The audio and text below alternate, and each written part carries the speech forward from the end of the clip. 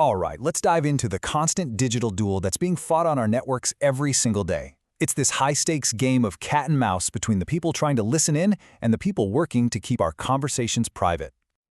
You know, this quote really hits the nail on the head. It's from someone in an office who overheard some really sensitive calls just by being in the hallway. We all kind of assume our digital chats are private, right?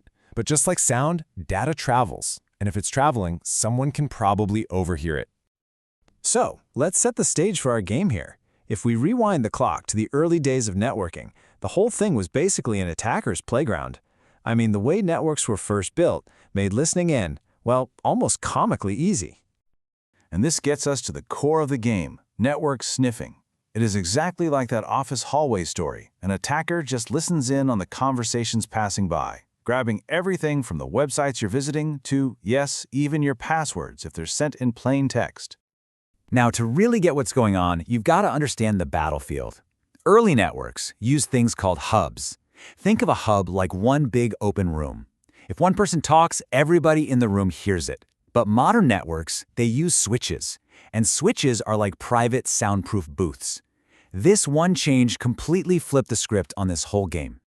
So, back on those old hub-based networks, an attacker's job was, honestly, a cakewalk. It was called passive sniffing. All they had to do was plug in a computer, flip its network card into what's called promiscuous mode, which just tells it to listen to everything, and that's it. They just listened. No real hacking needed, because all the data was being yelled right at them. But of course, the defenders didn't just stand around and let this happen. The big move from hubs to switches, well, that was the first major defensive wall they built to stop this kind of super simple eavesdropping. A switch is basically like giving every computer on the network its own personal pair of soundproof headsets.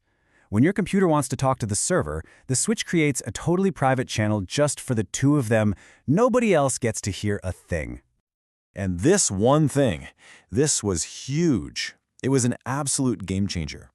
By making sure traffic only goes to its intended recipient, the switch pretty much killed passive sniffing overnight. So now the attacker has to make a new move. Okay, so the attacker can't just sit there and listen anymore. The defender built a wall. So what do? Well, they don't give up. They get clever. They have to find a way to actively trick the network into sending them traffic that isn't meant for them. And the system they decide to exploit is something called the Address Resolution Protocol, or ARP. The easiest way to think about ARP is as the network's internal address book. When your computer needs to send something, it basically shouts out, "Hey, who has this IP address?" And the right computer responds with its physical address so the data knows exactly where to go. And this is where the trick comes in. It's called ARP poisoning. The attacker basically stands up and shouts a lie to the whole network. They send out a fake message saying, "Hey everyone, I'm the gateway to the internet." The victim's computer, not knowing any better, just trusts it, updates its address book, and starts sending all of its internet traffic straight to the attacker. So the attacks are getting way smarter. That means the defense has to level up big time. This is where we bring in the heavy hitters, the network's digital security guards. First up, you've got the firewall. A firewall is pretty much the network's bouncer. It stands at the door with a really strict guest list. That's its set of rules, and if your traffic isn't on that list, you are not getting in. Simple as that. It's your first line of defense. But what if a threat manages to sneak past the bouncer? Well, that's where an intrusion detection system, or IDS, comes into play. If the firewall is the bouncer, the IDS is like the network's security camera system. It doesn't actually block anything itself, but it watches everything, looking for any kind of shady behavior, and then it sounds the alarm.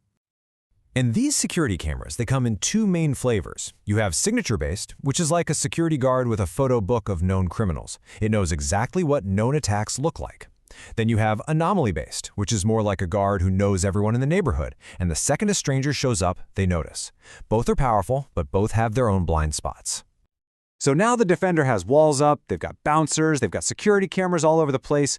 The attacker's final challenge now is to become a ghost, to somehow sneak past all of these defenses without anyone ever knowing they were there. And the ways they try to do this are pretty wild. They might use something called session splicing, basically chopping up their attack into tiny little pieces that the IDS can't put back together. Or they might scan the network incredibly slowly to fly under the radar of the anomaly detectors. And if all else fails, they can just flood the system with thousands of fake alerts, basically hiding their one real attack in a sea of noise. Which brings us to the million-dollar question, right? If an attacker can make themselves invisible, how in the world are you supposed to defend against them? How do you catch a ghost? The answer, and this is so cool, is you don't build a higher wall. You set a trap. It's called a honeypot. It's a fake decoy system that's designed to look real, valuable, and maybe even a little vulnerable. It's built specifically to be attacked, so that when the ghost shows up, the defenders can watch their every move and learn all their tricks. And that really reveals the true nature of this whole game, doesn't it? The most advanced defense isn't just about blocking attacks anymore. It's about anticipating them, learning them in, and studying them so you can become even stronger. Which leaves us with one final thought. In this constant back and forth, where the defenders are now actively setting traps to hunt the attackers, it kind of makes you wonder, who's really the cat and who's the mouse?